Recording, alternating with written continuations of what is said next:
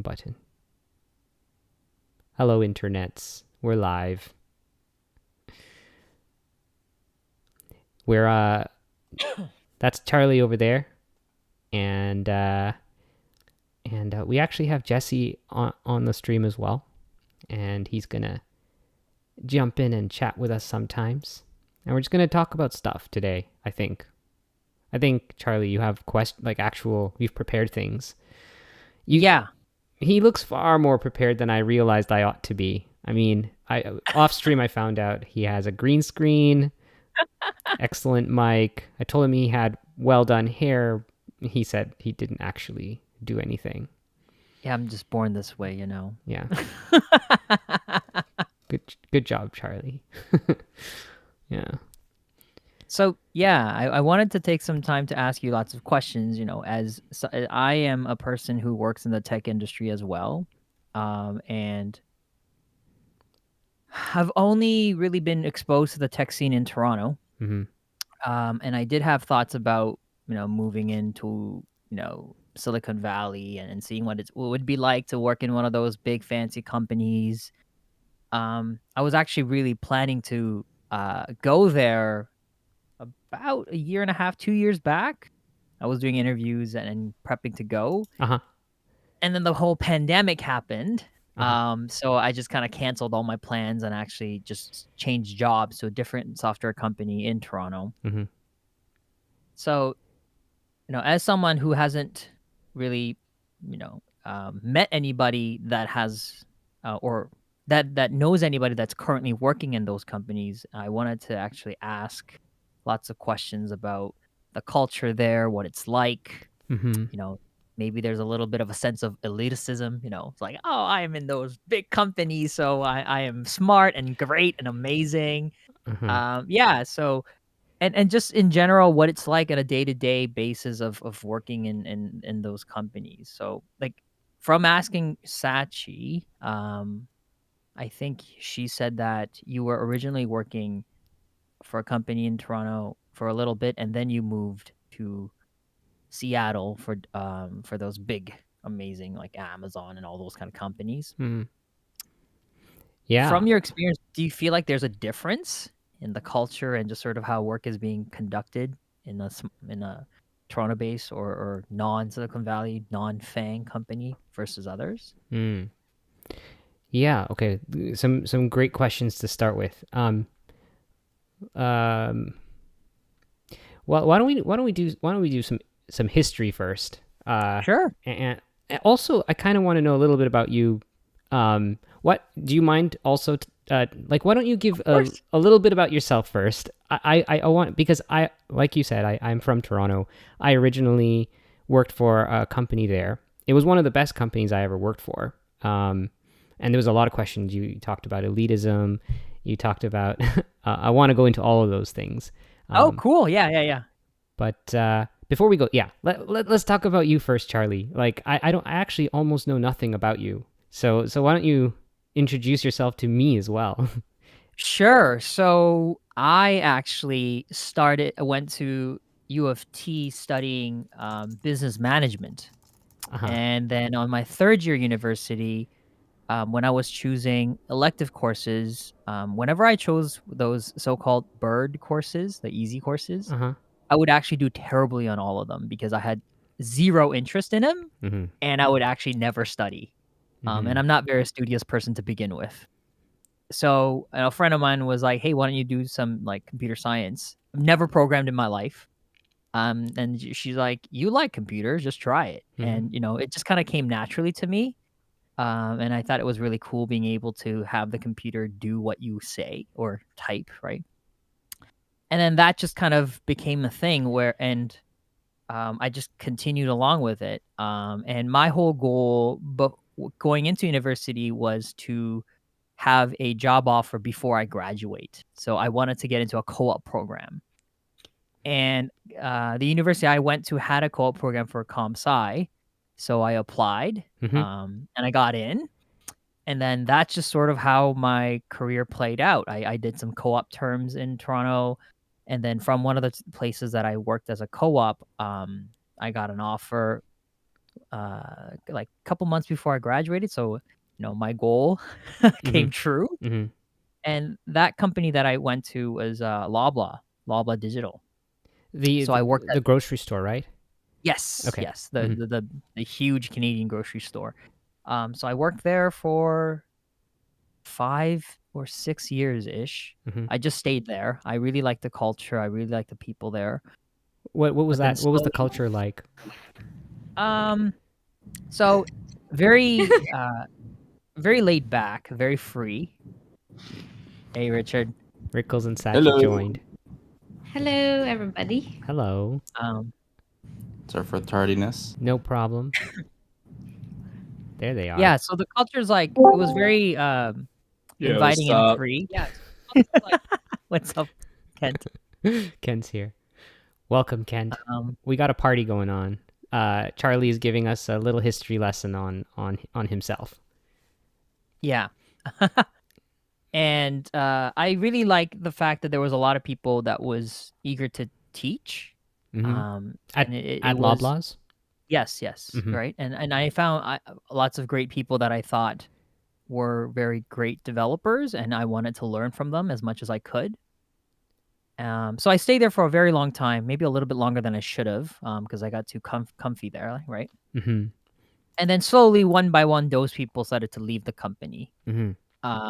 And as those people left, I sort of found myself being bored and disengaged. Mm-hmm. And the company sort of grew to a size where it was okay for you to just chill and do very little, and you don't really stand out. Mm-hmm.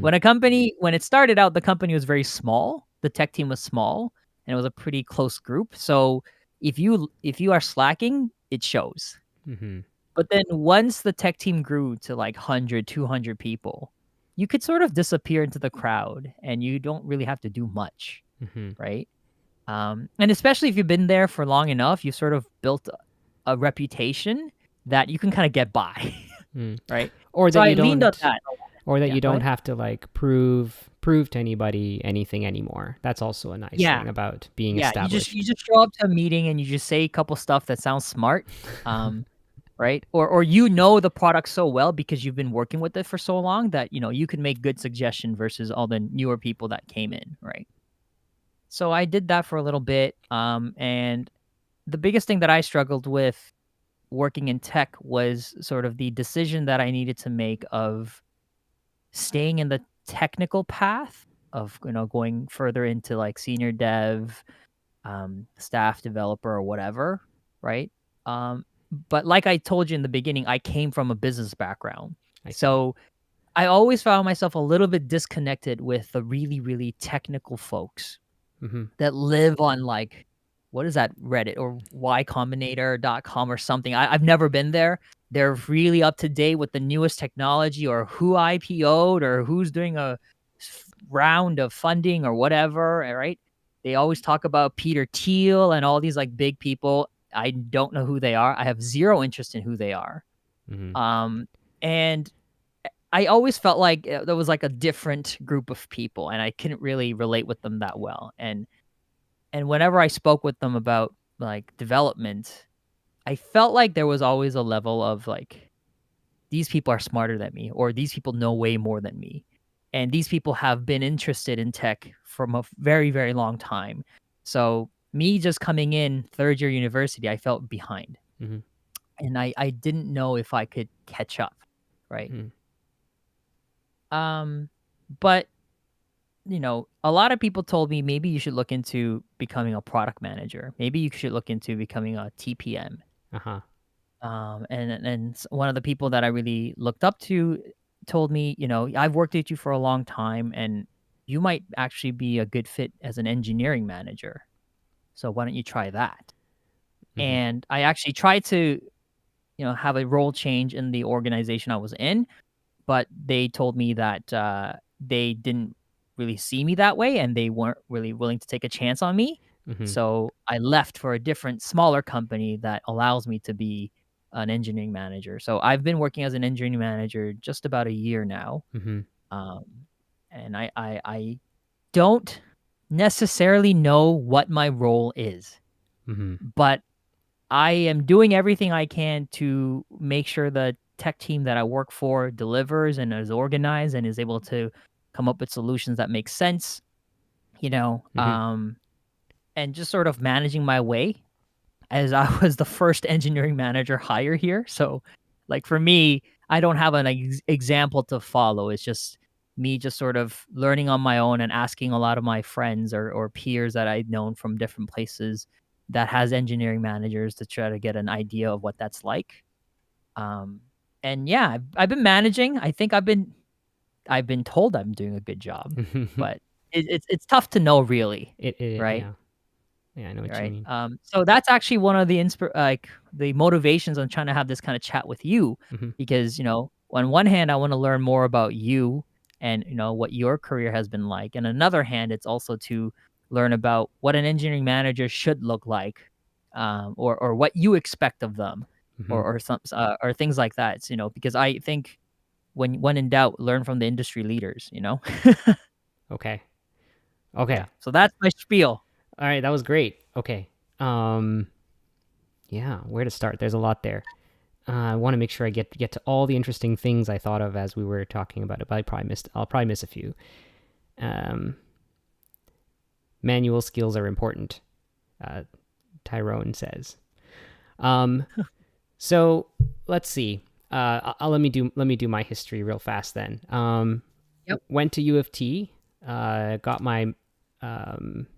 I did ECE, electrical and computer engineering. Really liked the electronic stuff. My dad really wanted me to go into hardware. He was afraid that the software jobs would get outsourced to India and China, and that I'd be without a job. The opposite happened. The hardware got outsourced to India and China, which is fine because I loved software the whole time. Ever since I was young, I've liked software. Doing hardware was interesting, and it's far more interesting actually as I've gotten older. But was never like when I was young. It was not that didn't drive me to stay up till like 2 a.m. doing things.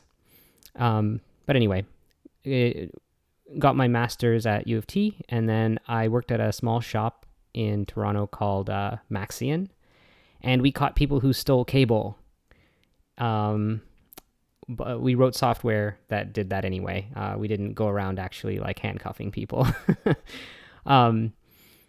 But the that was actually a very cool job. I really enjoyed it. Shout out to my former coworkers from there. It was a small shop. When I joined, I think I was the fourth employee to join. I wouldn't call it a startup. It was more like a small business that had some ideas. And I learned Python there. Kent says, so you sent me those emails about stealing cable. No, I didn't do that. Someone's pretending to be me. Don't get fished. Now I work in security, so I say things like that. Anyway, yeah, back then it was fun. I learned Python on the job because everything they wrote was in Python, and it was cool up until it kind of felt like we were not building things anymore. We were kind of supporting the product. I had to wear many hats at such a small company. I was product support, software engineer, guy who turns the lights off when the place is when we're closing up shop. And I did kind of like you wanted to sort of experience what it was like outside of Toronto. And then some stuff happened that we don't need to go into especially, but it prompted me to start looking. And one of the companies that I became interested in is this one called Wolfram that makes a product called Mathematica. Have you? Yeah, I know. My favorite friend, but from back in uni days. Really? Wolframalpha.com. Yeah, you go in Oh, there, yeah. look up, formula conjugations and yada yada yada calculations. Yeah. Mm-hmm. Yeah, Yeah. Dad was showing me to use that in high school. Mathematica. It's a good product. I really liked it. I was actually doing corporate analytics at the time. So we were analyzing what people were searching for on Wolfram Alpha, what might have gone wrong, like with certain queries. Like we did analysis on things like what was the user trying to do, and when it stopped working, like we gave them, sorry, we can't do that operation yet. We would try to research what is the top things that people were trying to do to try and enable those. So that was a common thing. Yeah. And then after that, I moved to Seattle for Amazon. Well, actually, I worked for Yahoo in Champaign for a little bit too, and then moved to Seattle for Amazon.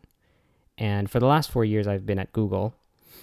So one of the questions you asked was, what kind of manager am I looking for?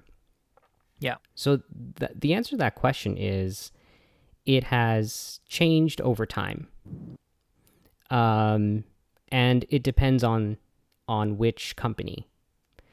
So I think in my earlier days, in earlier times of my career, I wanted more guidance, more help to understand what I have to do to be successful. And then as I've gotten older, things have changed a little bit. Nowadays, I kind of prefer to have my manager just leave me alone and sort of just get out of my way. So that's what, and my manager is currently like that, so I appreciate it. At Amazon, it was I didn't especially get along with the manager I had there. And I think part of the reason was because I wanted a manager that was more hands-off, and that manager happened to be very hands-on. So I think the answer is it depends. And of course, at Amazon, the management style is different than it is at Google too. At Google, at Google, I would say engineers tend to run the show in some sense. Like that could mean a lot of different things. So I'll try and be as clear as I can. It's an engineering driven company. And as a result, what managers can do, I'm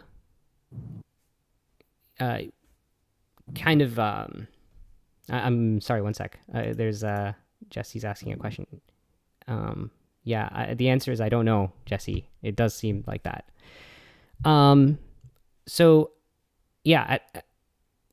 The thing is, product managers make all the decisions, or tend to make all the decisions in the environment that I'm at Google. They decide what we're going to be working on, and engineers provide input on what we could be doing.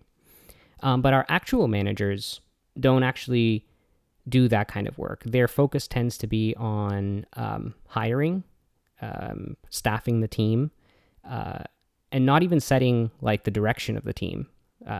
Our managers have a tendency to just focus on resourcing, as well as career growth, like ensuring that the set of things that we're working on can lead to promotion and all these other things for the engineers. Instead, we've really separated the roles. We have TLs, and the TLs of at Google, they are the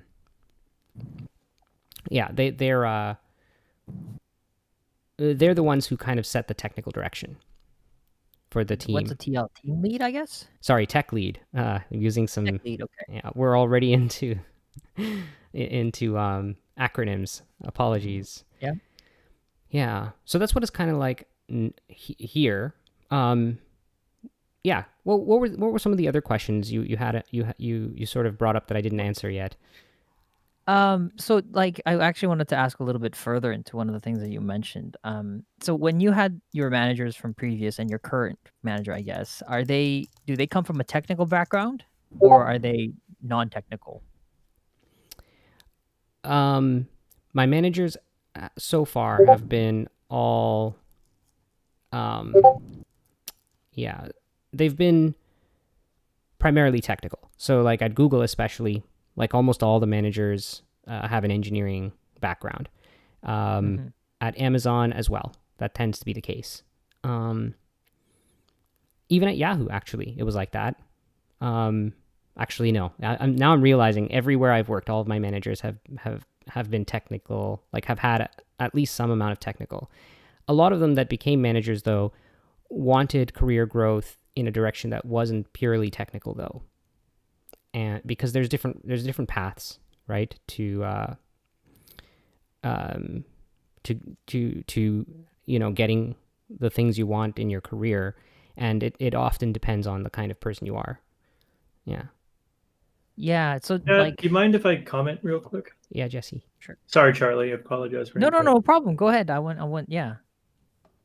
So earlier, Shad was talking a little bit about, kind of how his managers at Google might have very, I would say, a well-defined scope and roles. I've worked at a few companies, and one question I like to ask when considering a new team is kind of where an engineering manager falls on a certain spectrum. And the way I think about it is, how do they allocate their bandwidth between people management and product management? I think everywhere you generally have to do a little bit of both, but depending on the company, depending on the org, depending on the team, you might prioritize one over the other. So I think it's hard to completely avoid having a technical background, given those two buckets. But I think Google probably falls more where an engineering manager focuses highly on growing their team, focusing on individuals, focusing on the people management part. And then other companies may focus more on, getting products out the door and delivering. So, just some of my personal experience, take that for what you will. Mm-hmm. Yeah. So see, that's the funny thing, right? The engineering managers that I've seen so far, that I've had experience with in the past, did not come from a technical background. And I found that extremely frustrating to work with, because a lot of the times I would describe a problem that I have, and they won't understand what that problem, like the core of the problem, I guess, Mm-hmm. right? And they would always just try to generalize it into, some sort of description or language that they are comfortable with understanding, and would sort of change the problem Mm-hmm. from what I've actually presented. And it was a pretty frustrating communication, because I would say A is the problem, and they will say, okay, well, I don't necessarily understand that. This is a version I understand. So why don't you try this and try this solution, or I'll try to fix this problem for you. But that's never really addressing the problem that I had, right? Mm-hmm. So I felt like there was a bit of a gap there, and um, that's kind of the reason why I wanted to be this engineering manager, because from what I've seen, this whole notion of engineering managers is pretty new. At least in the Toronto tech scene, from my experience. Maybe in the bigger companies there has been for a while, but from what I've seen, there wasn't. There was always just some manager that you reported into that has stopped coding for a very, very, very, very long time, and doesn't really understand technology very well anymore. So it's purely focused on like the people management side of things. Mm-hmm. So like right now, in my current role, I would say that like the delivery and just sort of people management, I think I'm more in the delivery.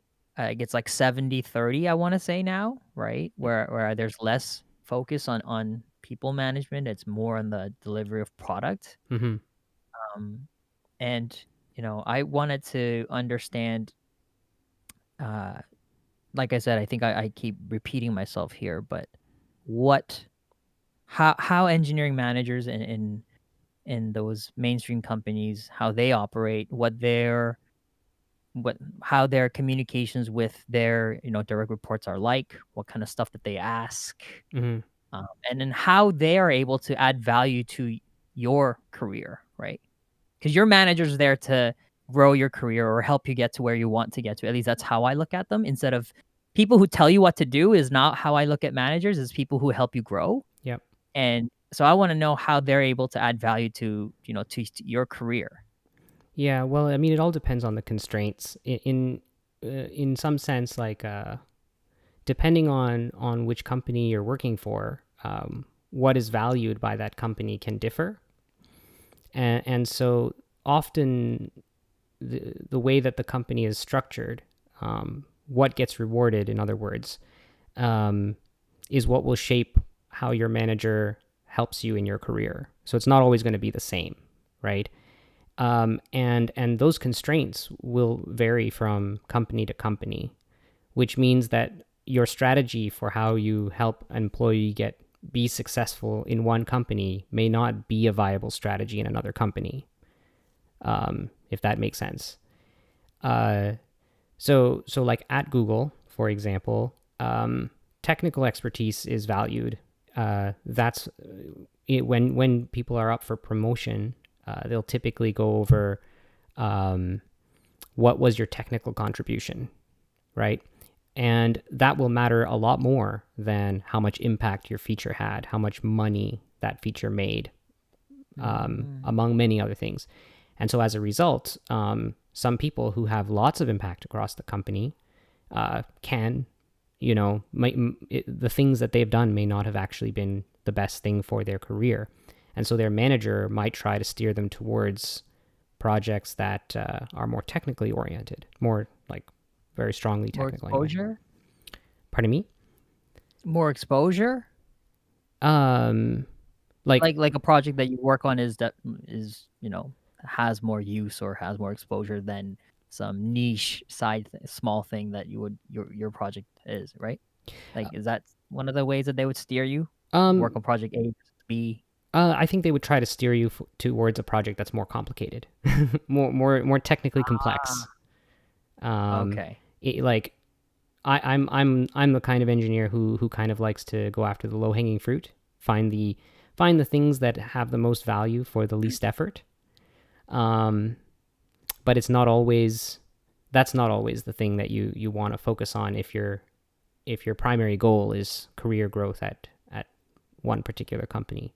Now, that being said, this strategy is actually very successful at other companies, like at Amazon, for example. They value people who go after that kind of stuff, the low-hanging fruit, instead of the complex technical versions of things.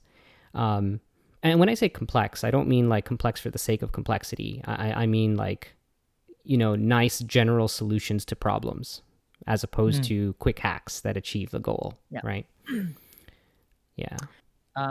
So one of the things that I have trouble differentiating is the role of like a PM or a TPM versus an engineering manager, right? I think there are lots of overlaps there. And it's sort of sometimes hard to navigate, where I should come in or where I should not be coming, right? So like, do you have a good distinction or your understanding of what those differences may be?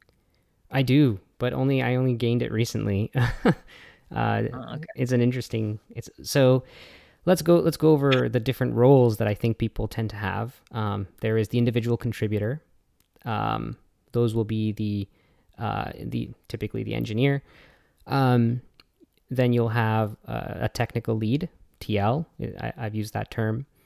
Those are the people that are setting the direction for the team, picking sort of deciding how technical things will be achieved by the team, and helping to give the various ICs on the team, the individual contributors, their projects.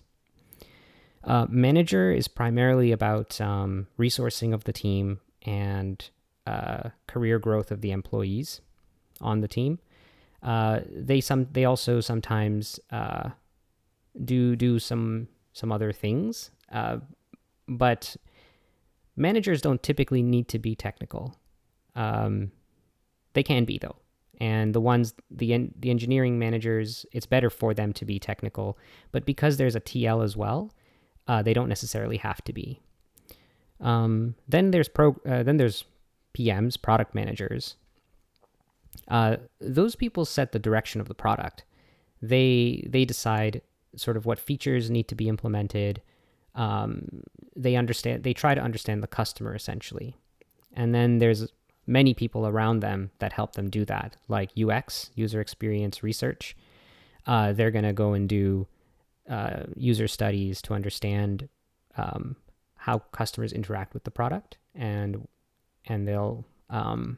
they will basically do these research studies and then provide that information to PMs, and they'll take that into consideration when they're deciding what features are the top features that they would want to go after first, right? Then there's you mentioned TPM. That's like a technical program manager, and program managers in general. Their job is about cross-team project coordination. So if you have various features that various teams are working on and they interact with each other, and they frequently do. You have front-end teams working on a front-end feature. You have back-end teams working on the back-end that will support the front-end. There are dependencies between those various projects. The front-end can only work when the back-end API is done, and so on and so forth. So for these situations, TPMs will basically gather the leads, the TLs, from the various teams in a room at some point to get an estimate of how long various things will take and what the dependencies are. And then they will plan out the strategy for the delivery of that feature. And they will also ensure that certain dependencies don't get forgotten about. Things like translations, privacy review, all these things that may not, like if you didn't have the TPM, someone would have to remember to do it. So they're typically one of those. That is true. Yes, Jesse says, one of my friends once said TPMs solely exist as a result of size and complexity. If ICs were better at executing, TPMs wouldn't exist. I wouldn't say that if ICs were better at executing. I think it is strictly a function of complexity. At some point, the level of complexity in a product reaches a point where one person just can't think of all those things and remember to do them. Like, let's say Charlie, you and I decide to go into business together, right? We start a product, and you're the PM and I'm the engineer, right? So we go off and we do our thing. We don't need to worry about translations. Like, we're nobody. Nobody's going to care. We're just going to we're just going to build our thing, and we don't care about the people who speak French. Doesn't matter. One day, though, like if we ever become successful and become a global national corporation, then I probably wouldn't still be working for that company. But besides that, at that point, it is now a requirement that your product be translated to all the different languages. Every new feature must be localized, must be internationalized, must have gone through a privacy review, must have gone through a security review to ensure that what the engineer has built, what the product manager has decided to do, fits within the story of what that corporation's goals are. And if you leave it up to engineers, we'll just go back to basics, right? And we'll just hack things out, and then they won't have those translations. They won't have the things we need. So, yeah. To be fair, though, I do think that the primary set of people you need on a team is someone with product vision and someone with engineering skill. And sometimes you'll find that in one person, but I don't think you typically will. Like the example that comes to mind is Steve Jobs and Steve Wozniak, right? You had your product guy and you had your engineering guy, and the two guys did their thing, and then they made one of the most profitable companies ever. Anyway, that's the end of my story. Was there another acronym that I forgot? I think those are all of them, right? All the different kinds of roles. Yeah, TPM, PM. Yeah, I guess you guys call it TL. Yeah. I think in a lot of other companies, you wouldn't have a separate TL from a manager. Those two roles might often be the same person. Yes, so was exactly my point, is that like currently in my role, that seems to be the case, where I am doing that role of like a team lead / engineering manager. So, that's just sort of how it's been. And ever since I've taken on that role, my time coding has pretty much depleted. I'm doing some code reviews, but even that is sort of diminishing because there's just so much other like planning and roadmap and organizing and putting things into tickets, making sure people know what they need to do and all the requirements are gathered correctly. I mean, it's a small company, right? So you end up having to put on a lot of hats. Yeah. Um, To be so fair, that's though, just sort of that those are the more interesting aspects of being a manager. The less interesting aspects of it is doing reviews of your reports, yeah. like figuring out like what rating they should get. Oh my Yeah. gosh, yeah. Oh, that's so tough. Like so what I've learned to do like a couple months into my job, after I had to give them like mid-year reviews, when I had to do my like year-end reviews, like during my mid-year reviews, I realized just the kind of person I am. I remember all the great achievements and all the good things that they've done. But when it came to a portion where I needed to talk about stuff that they need to do better, I can't remember a thing. And I know there would have been some things along the way that, I felt like they could have done better or they lacked that I think they could have improved on so that when it actually gets to that next review, I actually have stuff to say. Yeah, because I think giving constructive criticism with examples is really important. And I'm trying to take that more seriously and within my role to be able to not just give them compliments, but at the same time give them something to work on. Yeah. So I was a manager once upon a time. But the long and short of that was it was good until I had to fire someone. And that was when I decided manager is not for me. Jesse says, in my opinion, a sign of a good manager is building a strong team. Spending less time on code reviews is ideal and possibly a good sign. Yes, I agree with that. I actually have not met a manager who actually has any time to code. There's too many other things to be doing. Yeah. That the individual contributors will far more appreciate than them delivering code. So something that's like one of my I guess mentors told me that I really resonated with was that he said that my job is to become useless. That I get so good at building a team that works so well that even if I disappear, the team works perfectly fine.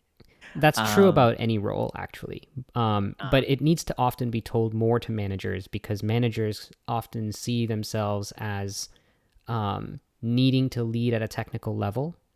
But in my experience, there is enough technical expertise on the team usually to find someone to do that for you. And if you've done, like you said, and that's just another way of saying exactly what you said, which is just put yourself out of a job, like get someone else to be able to do all of the things that you have to do. And then there's always going to be a remaining set of jobs that no one wants to do. And that's going to be the job you do. And that's when it's time to like grow the team some more. So I think we spoke a lot about just sort of engineering manager and like my career, but there was like a couple categories of questions that I've had. So one of them was that. And then another one was just regarding just, starting out software engineers or starting out software developers. We have two in the stream today, right? And Rickles and Satch. Yeah. Right. From your experience, what do you think is like a very undervalued skill as a dev that's not so it's not really obvious, but it's something that's really valuable to have? There's a number of those. The ones that sort of spring to mind though is some people skills, caring about your it's, I don't know. I would say people skills is one of them. We all sort of get along, but some of us get along better. You know what I mean? And so like I'm not talking about like this sort of stereotype of an introvert engineer who doesn't know how to talk to anybody. I'm not talking about that. Those people do exist. They're but they're in far fewer numbers than I think the stereotype leads people to believe. But there is this notion, I've observed it a lot, that it's a human thing. I don't think it's an engineering thing, actually. It's a human thing. When we believe we're right, we believe we're right. Having the ability to say, like, to hedge our bets, having the ability to sort of like take things a little bit more humble is hard. It's very hard for us humans. And what I would say is that those of us who manage it, do well as leaders. If we're able to listen to others, if we're able to like actually compile information from others, if we're able to actually convince others to take a different stance, those are the most undervalued skills in our industry, and the most valuable ones. The thing is, like, we undervalue them. We engineers undervalue them. Leaders, though, of the company, they value them a lot, and they're looking out for it. They're trying to find those people. And sometimes, that skill takes time to grow. It's not, you're not born with that. It's like any other skill. You gain it as you exercise it. And what happens is, sometimes you might get thrown in the deep end and that skill isn't fully developed. Like, you may be turned into a manager. I'm pointing at myself now. This is what happened to me. You might get turned into a manager before you're ready for that. And then you're faced with a problem that you don't know how to solve. Like, how do you fire someone that is actually I didn't know how to do it. Like, and sometimes, like, the skill is not developed to the point yet where you know how to use it best. I have learned things now, and I could have solved that problem today, back then, if I knew what I knew now. I still wouldn't have fired him. That guy was a good engineer. All I needed to do was find a better way to justify why he shouldn't be. And that's where I failed as a manager. And that's where a lot of managers will have failed. You get told what you think needs to happen, and you think that's you put yourself in a box. You don't see out of the box. You don't realize that there are other options, because you've only been given one option. But there's always another option. You just need to know how to convince like, this is what I'm talking about. You need to know how to talk to someone else to convince them of a different perspective or point of view. Yeah. Yeah. Yeah. You know the notion of imposter syndrome, right? Yeah. That gets thrown out a lot. Yeah. And, like, have you experienced it yourself? Yes. But I mean, there's different kinds. I think the imposter syndrome comes in, it depends on what you're good at and what you're not good at, right? Mm-hmm. People have a blind spot for what they're good at, and focus on the things they're not good at. And I think that's the root of imposter syndrome. You come into a situation not bringing into that situation a full understanding of what you're bringing to the table, right? And you're focused on how everyone else is better at this one thing you already know you're not good at. Yeah. Instead of focusing, or instead of realizing that what you bring to the table somehow complements everyone else. So I frequently experience imposter syndrome, but it's also important to realize that we're not, like, the whole reason why companies try to hire diversely, to like different kinds of people, is for the purposes of bringing different things to the table. So by its very definition, we're going to bring, you're not going to be the best person for topic A. Like, you were brought in for B, not for A. So I think and there's the other side of that is that I think that as in my own way, as I've gotten older, like, I've also gotten worse at things in some sense. Like, my brain's not as fast as it once was when I was a little bit younger. Some engineers run circles around me these days, and that only amplifies my own imposter syndrome. Like I ask myself the question, am I still a good engineer? Should I still be doing this? Should I just try to get a management position so that it won't be my job anymore? But then like I'll meet I'll be in a situation where all of a sudden my insight, my knowledge of what, of being around this long, basically, will come in handy. I'll be able to pull something out of a hat and be like, actually, my intuition says that we should do it this way, not that way. And sometimes I can't quite put my finger on it, but I know that there's something wrong with doing it the other way. And that does come in handy. Crystallized knowledge is the word they use. And it's useful to have, but I don't know how to describe it, and I don't know how to explain where it comes from.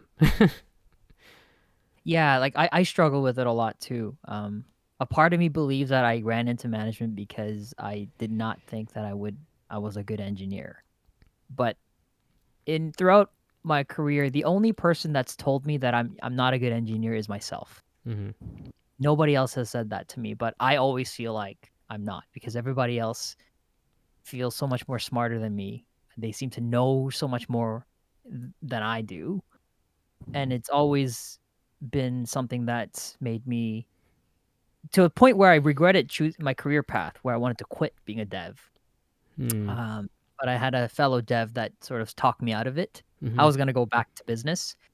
And here I am now. But even to this day, now I have like people in my team that look to me for technical direction, and I don't know what the hell I'm doing. I don't know if my suggestions are the best or even right.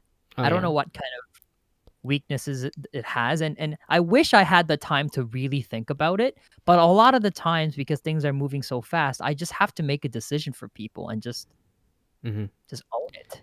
Making right?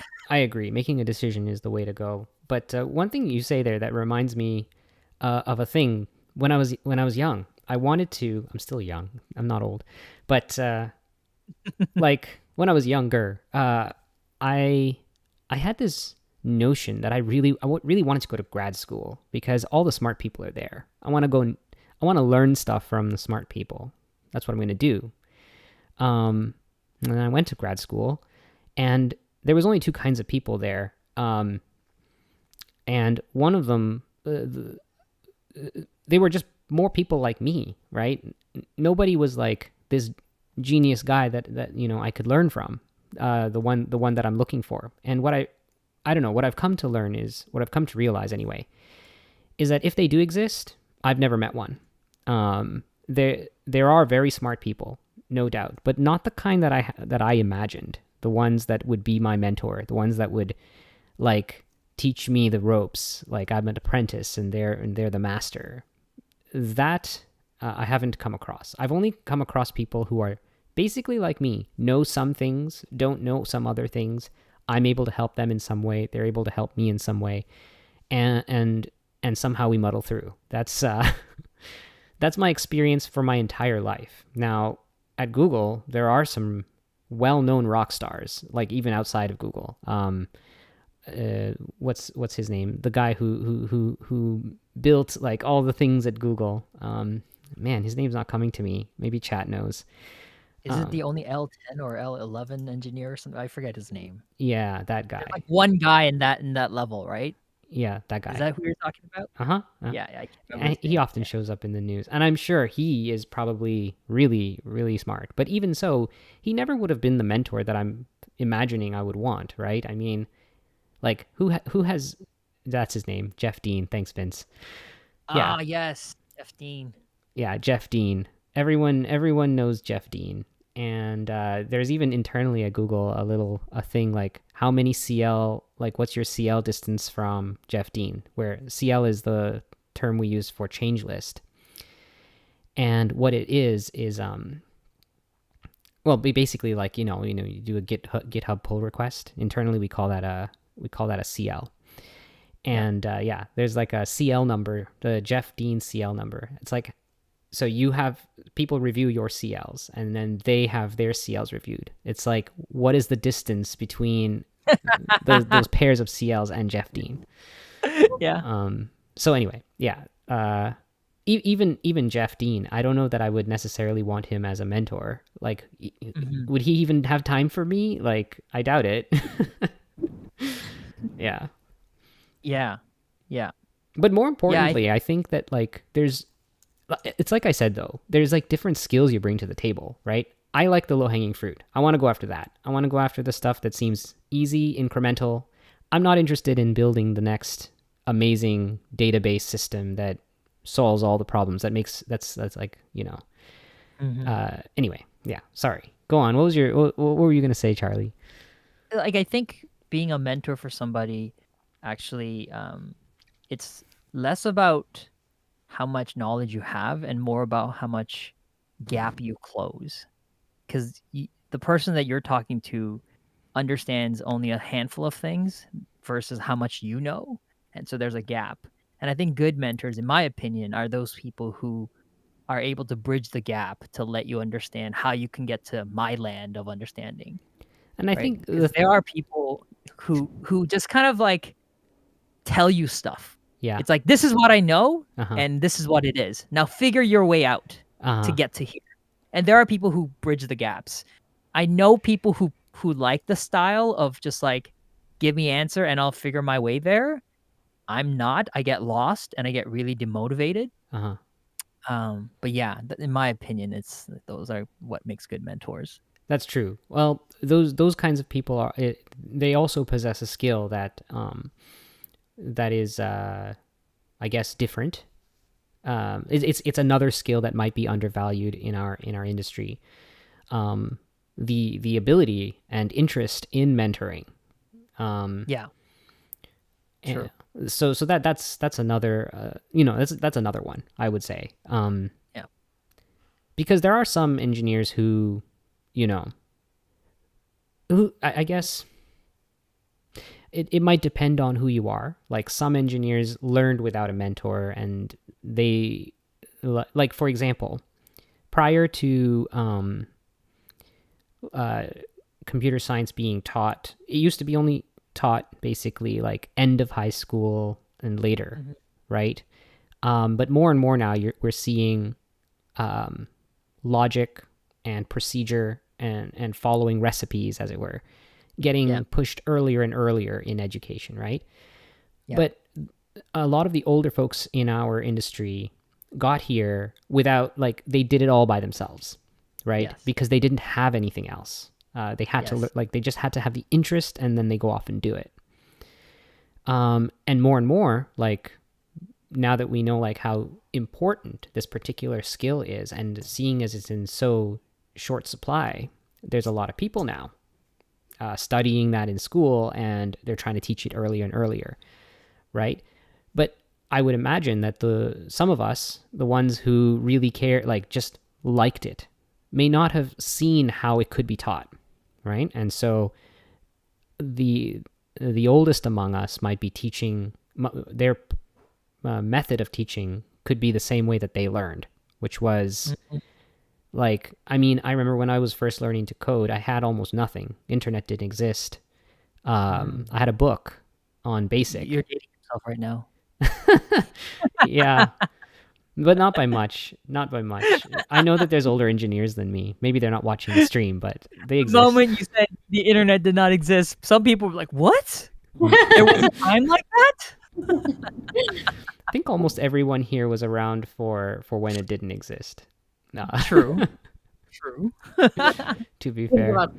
Yeah, the dark times. The dark times. I agree, though. It was a dark... Like, programming today is way more fun, way more interesting. You can do so much more.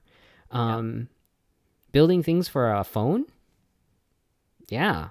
I like, a lot of the ideas I used to have about what I wanted to build are much better ideas now that we have phones. I remember when I graduated undergrad in 2005, before the iPhone came out, the first one. My friend and I, we wanted to build an app that you could some sort of restaurant app, but basically Uber Eats. We wanted to build Uber Eats, but like it was an idea before its time, right? Yeah. That idea only makes sense when people have mobile devices. That gets connected to the internet and all that. Yeah. Yes. It's fast and all that, right? But- Smartphones in the earlier days were absolutely trash. Like I had a smartphone, Windows phone. I forgot what it was. Windows phone, right? It was a Windows OS. I can't remember. Windows phone. I think that's what it was. I use Windows phone. I had an iMate PDA 2K right before the iPhone came out. Yeah, it was good though. I mean, I enjoyed those days. It was all right. Talking about like education, so I don't know what it's like in Seattle or in Silicon Valley, but like in Toronto, there's this huge boom of boot camps. It's like people go to this camp to code for like 2 months, 4 months, and then they come out and put on their resume that they are full stack developers. Okay. And you know, a lot of them get a job, and a lot of them know how to do very specific things using a specific tool, but they lack the knowledge of sort of being able to solve problems in a much more flexible manner. Okay. Right? Uh-huh. I think something that I heard was a lot of people know how to code, but very few know how to write software. Okay. And I wanted to know, you know, what is kind of like your insight or your opinion on that. Yeah. Is that a problem? What do you think? I don't think it's a problem. I think everybody starts somewhere. I think that anything that we can do to get more people into the industry is probably good. Boot camps work for a certain set of people. I mean, you don't have to take a boot camp to lie on your resume. You can do that. No, but the problem is they don't think that they're lying when they say that they're a full stack developer, because they were technically able to write an app with the front end and the back end, right? Yeah. They publish at Heroku or something. Who knows, right? Yeah. Yeah. Well, having observed people attempt to get interviews so that they can try and get an entry-level job, a thing that I've observed is that unless you pad it out a little bit with some, like, you know, with I'm not saying you should lie on your resume, but everybody, like, if you're not given a chance to at least try, like, how are you going to like grow? You know, you need some sort of opportunity. And you know, I'm not, like, a lot of companies that advertise that they want something and then they put the job description together. They're not putting that much effort into it either. Like, it almost seems like I once saw a job ad asking for someone with like 5 years of React development experience at a time when React was only 1 year old. Like, it's like, okay, you know, obviously somebody with a business degree wrote this one. You know, they want the person who's, you know, this theoretical rock star. But at the end of the day, like, anybody who is who's actually interested and focused on building something can eventually do it. They may not be as fast as someone who has as you know, a lifetime of experience, certainly, but it's also the case that you don't need, you know, 10 years of experience with React to be able to write React code, you know? Yep.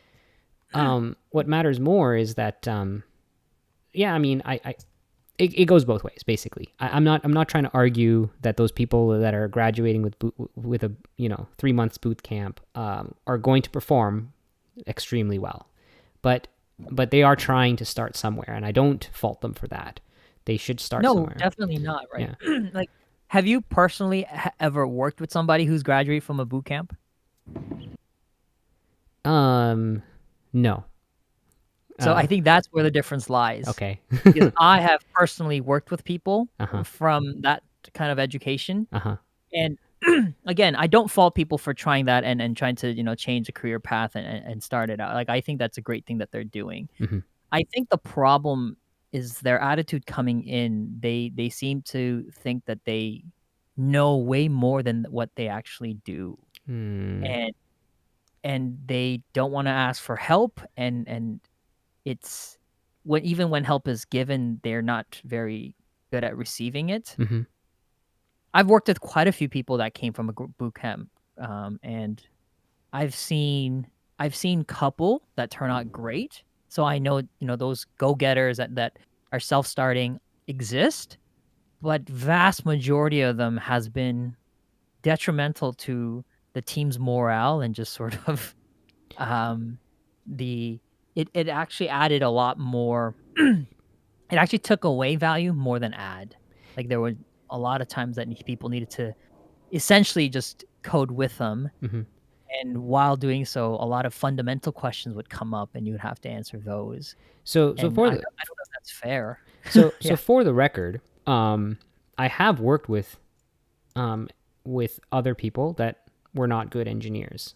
That has happened at every company I've worked for, Sure. including Google. And I think the point I'm making is that it's not the boot camp that makes those people. There are just people like that, right?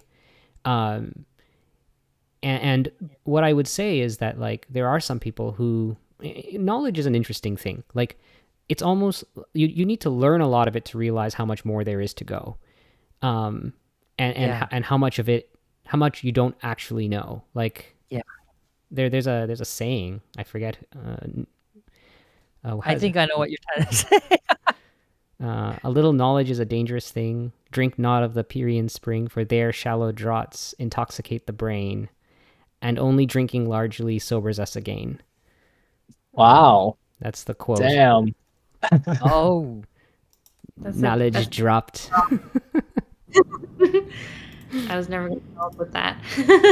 Is one of those... I read like a Reddit version where it's like, fear not the man who read 10,000 books, but the man who's only read one. Yeah. Right? Yeah, it takes a lot to realize how much you don't know. But yeah, I don't think the boot camp is the problem. But I mean, like, companies invest lots of money when they're hiring to try and find people who are not those people, essentially, right? But I've met people at Amazon and at Google who didn't have a formal training. They're excellent engineers. They did it through a boot camp. So I think that what needs to be evaluated is that is our interview process, which, to be honest with you, is not ideal. True. Even at big tech companies, they're not ideal. Like, we are biasing towards specific types of people, like young people and people who have had the advantage of going to a good educational background. At the end of the day, someone who just memorizes a bunch of problems will eventually succeed at passing an interview. It's guaranteed to happen because they'll just luck out one day and get the right questions. Mm-hmm. Cool. We're over time, so I want to cut it because I don't want to take away too much of your time. I've had way more questions, but we got into pretty deep in a lot of the questions that I had, so like I didn't get to ask all my questions. Wow. There was a section specific to you to ask you about, what your goals are and what you want to achieve as an engineer. Like what would be a big achievement for you that you were trying to get to, reasons for why you're doing the stream, blah, blah, blah, blah, blah. I had questions prepared for you. I'll do that one. I'll do that question. Okay, sure. Yeah, let's see. So, I guess I'm tired. I'm ready to be done, actually, as an engineer. And I'm ready to do my own thing. That's where I'm at in my career. So to do that, I'm trying out a bunch of different things. One of them is this stream. I don't know if this is the thing that I want to do, but I did find it entertaining teaching Satch and Rickles some programming, and they were interested. But there's a lot of other little side projects, a lot of little mini bets that I've made, if you want to call them that, that I'm trying to decide amongst once certain things have panned out in my career, I'm hoping that I can be done with the tech industry, or at least big tech industry, and I'm going to work on other things. I have some fun little things that I have planned. Nothing secret. We can talk about them later though.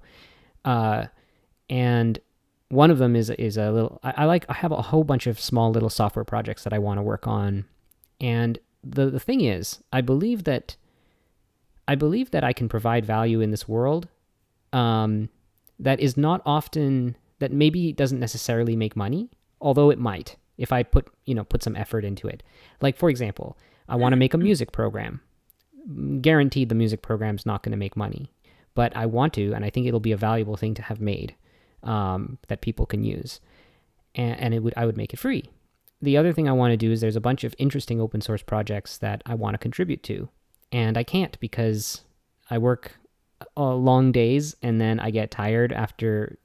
I'm not even coding most of the time. I spend all my time in just having meetings and getting tired. And then once I'm tired, I don't want to do anything anymore. Last thing I want to do is actually go and do some open source work. But the interesting thing is, every time I sit down with Satch and Rickles and we do some coding together, once the stream ends, I'm excited to like make changes and do things. I just want to run with it. But I can't because I'm doing it for them, not for me, right? I'm sitting there, and if I want to go and refactor it, like the very thing right after the stream ended, I was like, I really want to upgrade the Material UI library to the latest one, right? But it's going to require some code changes. I'm like, but I can't do that. It's better if I do that on the stream. It's better if I show them how it's done. And so I'm holding myself back. So I know that I'm interested in coding. I know that I want to keep doing that. But the what's the word? Fire. No, like when you have mass and it's hard to move it. Oh, what's the word? Inertia? Yeah. The inertia of getting started with an open source project is high. And unless I'm like dedicated to sit down for like essentially days, right? Reading the code, understanding the developer's intent, essentially like spinning up on a new job. I'm not gonna have time. I'm not gonna have time to do that in just in my spare time. But that's what I want to do. There's some really interesting open source projects that need help, and I want to. But yeah. So when you say you're done with the industry, big tech is what I mean. Sorry. Yeah. But do you think perhaps like within the tech industry that there is an opportunity for like a role change? Would you maybe go back to being a manager? No. No. Yeah, no. I'm when I say I'm done, it's because like what we do in the tech industry is not that interesting to me. I think that there are some ideal roles, but they're not in Seattle. And will I change my entire life yet again to go somewhere totally new just to try and do something else?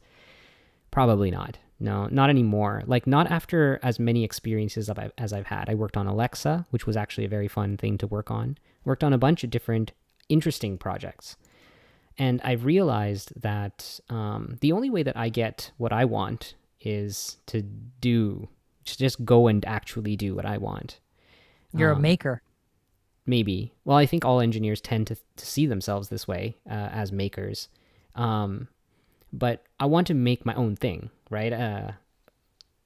Like I enjoy working with my coworkers, just so you know, like the people on my team, if they're watching, I really like working with you guys. Disclaimer.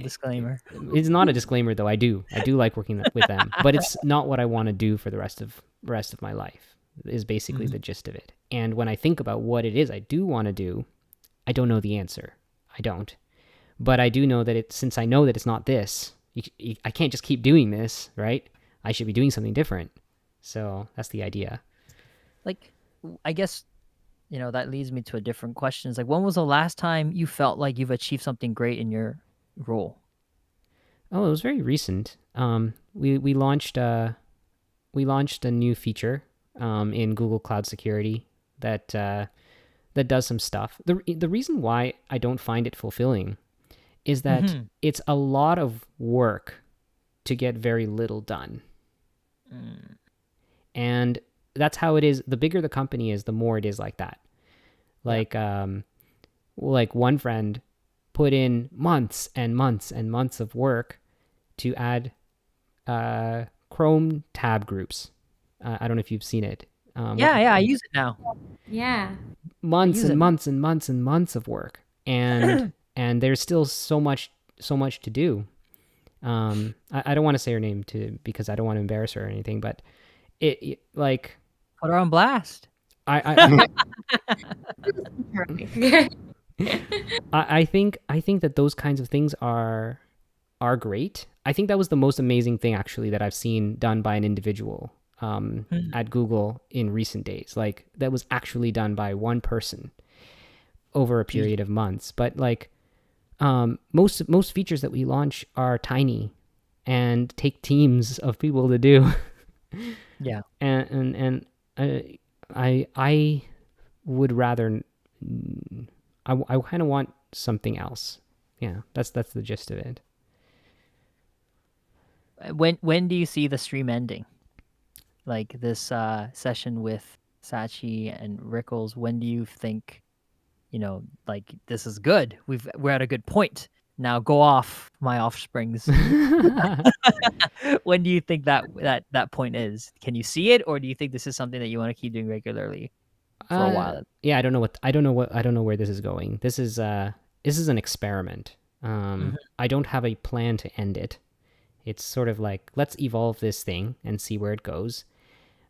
I'm learning while doing this how to do YouTube streams. Like this is new to me.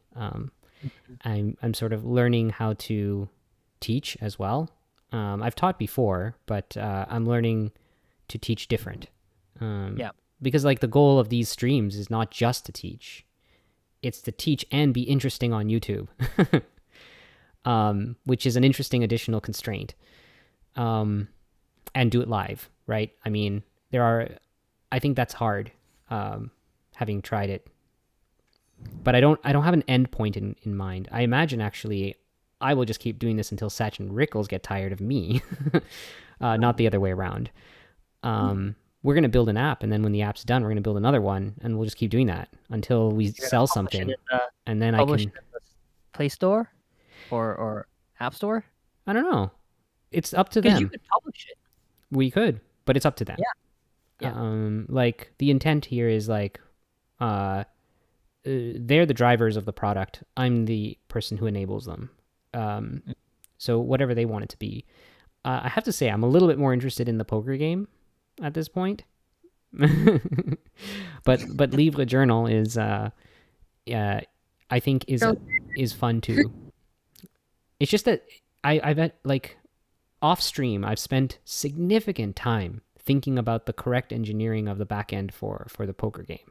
Stuff that doesn't end up on the stream because all of it is just me sitting there thinking, what if I did it this way? What if I did it that way? It's definitely a much more complex problem than the journal, yeah.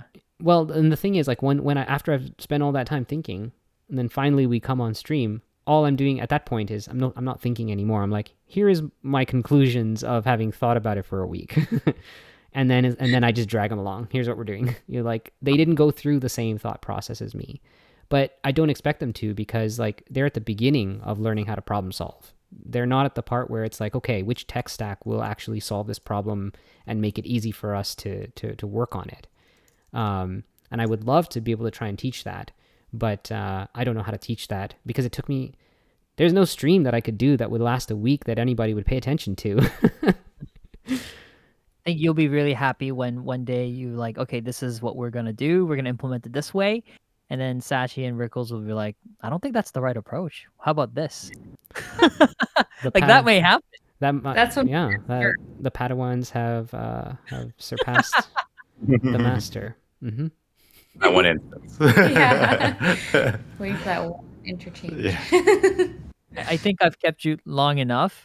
Maybe there could be another part 2 to this where I can ask you more questions. I know last time when the stream ran long, you got hungry. So did you have dinner yet? That's not just. I prepared today. We're baking crispy chicken wings, and we have soup from yesterday. So I seasoned up the chicken already and gave Niwako instructions on how long to bake for to get perfectly crispy wings. Okay. So I can smell it happening right now. Okay. I could probably answer one more question. So let's see. Do you Trying- feel like there is a difference in what engineers bring to the table in working for those big companies, the mainstream FANG companies, Mm-hmm. versus other engineers that you've worked with? What would be like, if there is, a big difference that you see? I think the main difference is in the scope of the type of work that they have to do. At big companies, you spend large amounts of effort doing small features.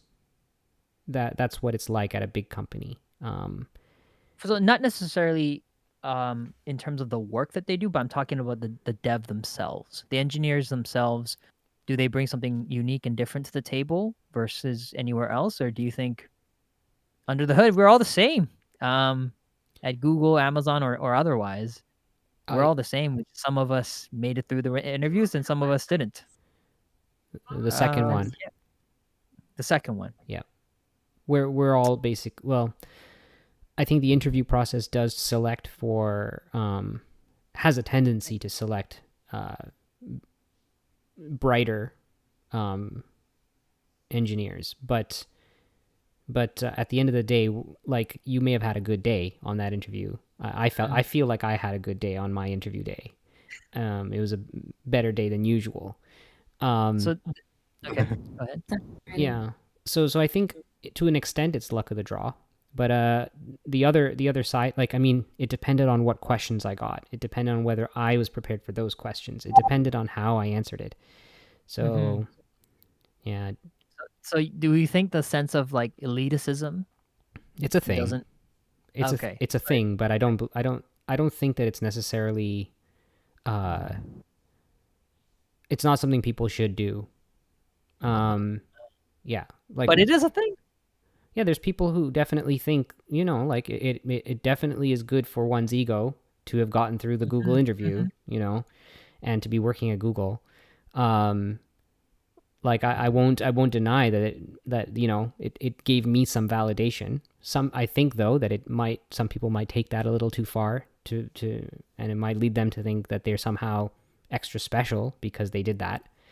But at the end of the day, there's lots of people who are working elsewhere. It doesn't matter where they are, and they're probably just as good engineers. Like, it's the same thing with the whole boot camps question, right? I mean, some of them are going to be excellent people, and some of them won't. Whether or not you work at Google is not the standard by which you should measure anything, really. Again, the interview process is flawed. It's not ideal. It does a I can't give you a better metric for interviewing people, but I know that it's not the best. It doesn't. The purpose of the interview is to find people who will do a great job at the company, right? But what we test for is that they know how to solve all of these algorithmic puzzles, right? Those aren't necessarily correlated, And a thing that's often brought up is we need people who have those skills that are often not like remember the very first question we were talking about was like what is a skill that is undervalued, right? Those skills are not selected for by these algorithm questions, and so we've introduced like leadership, like a leadership interview round where we ask like leadership type skills, and I don't know that you can really test for that. People can lie, like people can know the right answers to those questions. People can prepare fake stories. It's really hard to actually test for those skills in real life. So at the end of the day, I think some people will succeed at Google or at a different company, and it has less to do with like some people. Like I think that I would do better at a smaller company because of my personality. I like to do things differently than the way big companies tend to do them.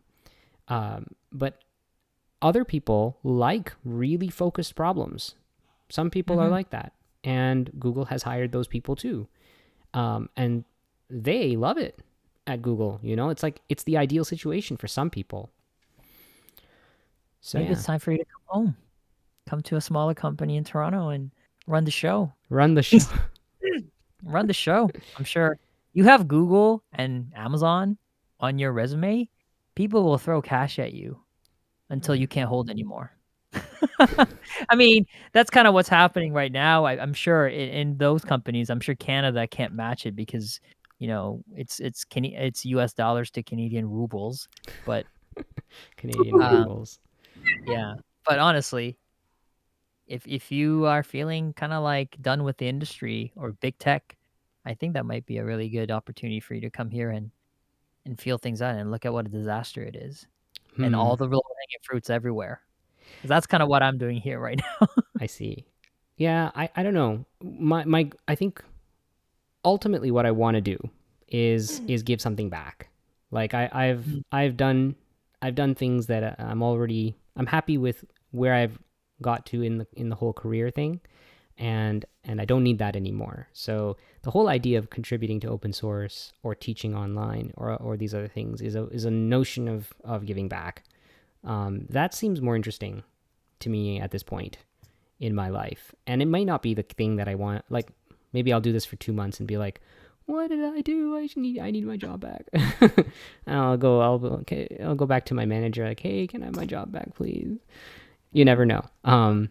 But yeah, like the next step is not another company, basically. Yeah. Ooh, Maybe my efforts of trying to poach has I wouldn't mind coming back to Canada though. It would be nice to be to be there. Although like I want Satch and Rickles to come visit me here in Seattle, and I want my family to come here a little bit too. I got a nice place, and I mean it's a small townhouse, but I like it. We have there's a nice place to run, and food's good here as well. I mean, I like that it's not super car dependent too. We can do a lot of things are more walkable, not quite like, Europe or anything, but things are pretty good. Things are pretty good here. Mm-hmm. And long story short, I think the next step in my life is maybe find a way to give back and enjoy doing that. Enjoy doing that is actually a big part of it. I want to enjoy the aspect of giving back. Yeah. Cool. Well, thank you for answering all my questions. Oh, thanks, Charlie, for asking me questions. That was a fun session. This was like a podcast kind of thing. It was Yeah. exactly. It was exactly a podcast. Oh, Was somebody. that Kent? So that was a great time. Enjoyed listening to that. Yeah, it was very insightful. I learned how each of you operate in your jobs. It's so fascinating. It is actually. Well, I'm happy to talk about that more sometime if you have questions and stuff. This was good though. I enjoyed this. Yeah, me too. This was great. Thank you. And thanks, Jesse, for also chiming in. I think you were also very insightful as well. Okay, let's say bye to the internets. Bye, internets. Bye. Bye, folks. Thanks.